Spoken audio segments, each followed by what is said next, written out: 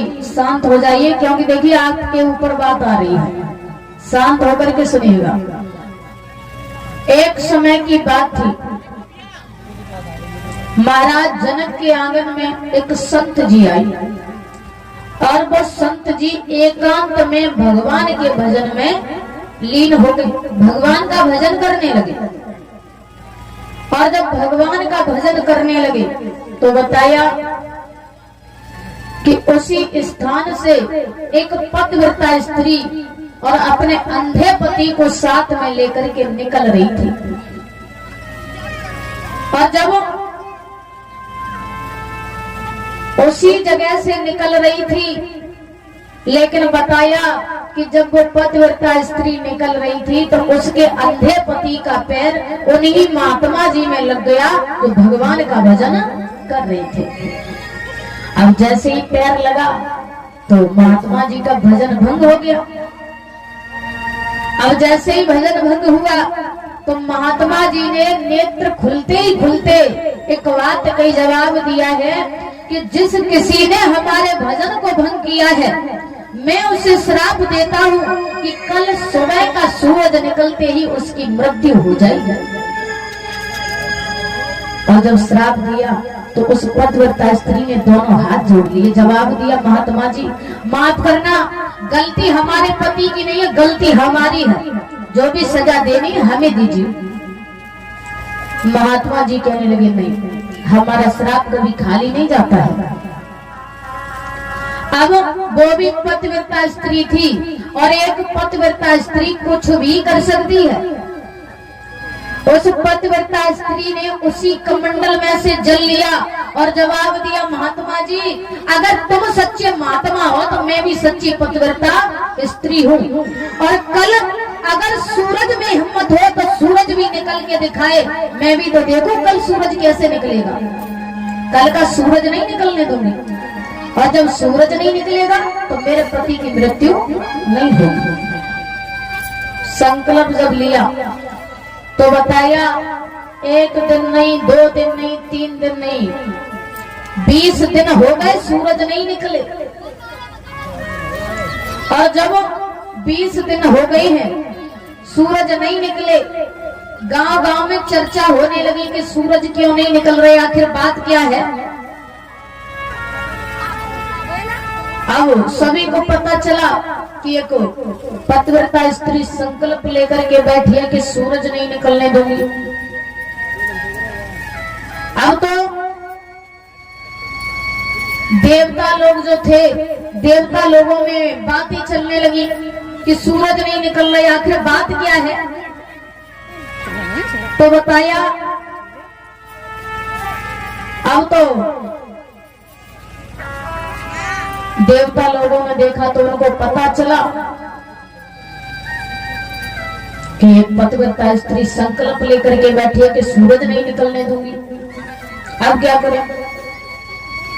देवता लोग अनुसुईया मैया के पास में पहुंच गए, जवाब दिया माँ आप तो पतिव्रता स्त्रियों में से हैं, ऐसा कीजिए उनको जाकर के समझा दो। अनुसुईया मैया कहने लगी ठीक है जा रही हूं। अब जिस समय माँ अनुसुईया उस पतिव्रता स्त्री के पास में पहुंची और एक बात का जवाब दिया, बेटी सूरज को आदेश देती। उस पतिव्रता स्त्री ने जवाब दिया नहीं मैया मैं सूरज को नहीं निकलने दूंगी, अगर मैंने सूरज को आदेश दे दिया तो मेरे पति की मृत्यु हो जाएगी। अनुसुईया मैया कहने लगी बेटी एक उपाय है जिससे तेरे पति पुनः जीवित हो जाएंगे। बोले क्या उपाय है। तो जवाब दिया उपाय यह है कि अगर कोई पतिव्रता स्त्री कच्चे धागे से और कच्चे घड़े में कुएं में से पानी निकाल करके तेरे पति को नहला दे तो तेरा पति पुनः जीवित हो जाएगा। अब हर जगह ये खबर पहुंचाई गई कि कोई ऐसी स्त्री हो तो आए, कच्चे धागे से कच्चे घड़े में कुएं में से पानी निकाले और हमारे पति को नहला दे। जब हर जगह खबर पहुंचाई गई। मैया कौशल्या को ये पता चला, मैया कौशल्या को ये पता चला है, तो मैया कौशल्या श्रृंगार बना करके और पानी निकालने के लिए चली थी। और जब पानी निकालने के लिए चली तो बताया कि जिस समय मैया कौशल्या जा रही थी तो रास्ते में एक झाड़ू लगाने वाली मेहतरानी मिल गई। उस मेहतरानी ने एक बात की जवाब दिया, माँ कहाँ जा रही हो? मैया कौशल्या ने सारी बात बताई कि हम ऐसे ऐसे वहां जा रहे हैं और कच्चे धागे से कच्चे घड़े में कुएं में से पानी निकालना है। सारी बात मैया कौशल्या ने बता दी। तो वो मेहतरानी कहने लगी, मैया इतने छोटे से काम को तुम जाओगी? मैया कौशल्या कहने लगी, ये छोटा सा काम है? बोली हाँ, ऐसे तो हम भी कर सकते हैं। अब मैया कौशल्या ने जवाब दिया, अगर तुम कर सकती हो तो तुम चली जाओ। तो बताया कि वो पानी निकालने के लिए अयोध्या से मेहतरानी गई थी।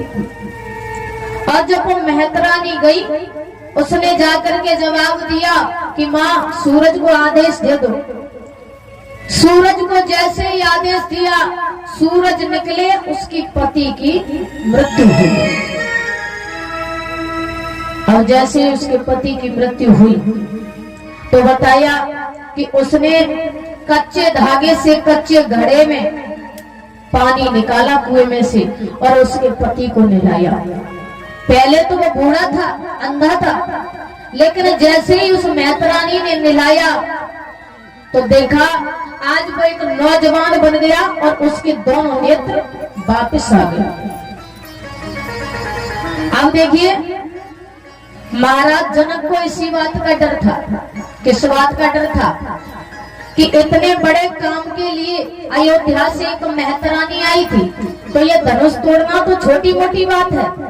अगर हमने खत पहुंचा दिया, खत किसी भी तरीका से भेज दिया, तो कहीं ऐसा ना हो अयोध्या से नौकर आए या फिर मेहतर आए, उसने धनुष को तोड़ दिया तो हमें अपनी बेटी का हाथ उसी के हाथ में देना पड़ेगा।